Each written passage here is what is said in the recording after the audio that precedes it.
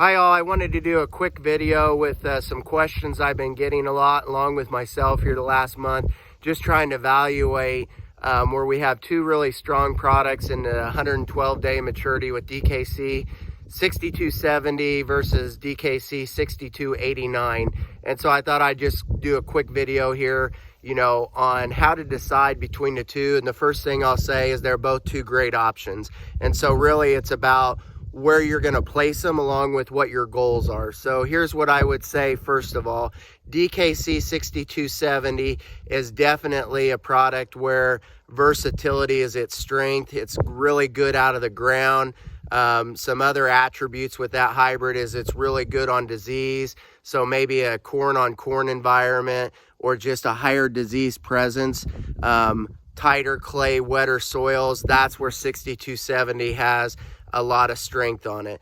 The other thing I would say is just what we've learned from a population standpoint, it's really about what your yield target is. So when you think about 240 and above, depending on what your population and management is, 6270 does better and lower populations. And I guess when I say that, in that, say, 26 to 32,000, I would say 6270 is going to have an advantage in that.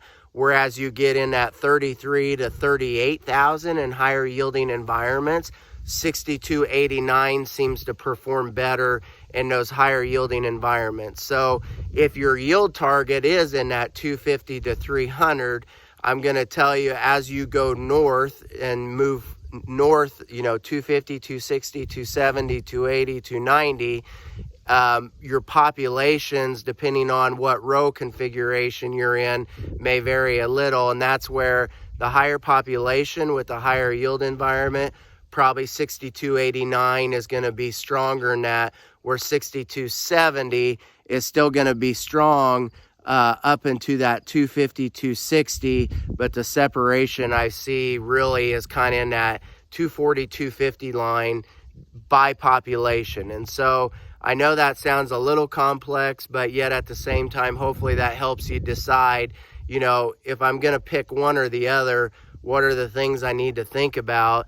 And I would say, first of all, what's your yield target? Second of all, what's your population that you are dropping to hit that?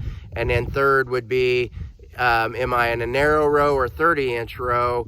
And then really, when I say that, that means what's my population? Because I'm still okay with, a 6289 in a 30-inch row if you're dropping 36,000 or more than that. Whereas if you're in a 30-inch row and you're only going to drop 32, then I'm going to probably tell you 6270 makes more sense. So both of them are great options. The last piece of it is Tricepta, a piece of that I really want to have in my package. So obviously 6289, you're going to get the Tricepta, the above ground trait addition to the VT Double Pro trait, whereas 6270 is only going to be a VT Double Pro.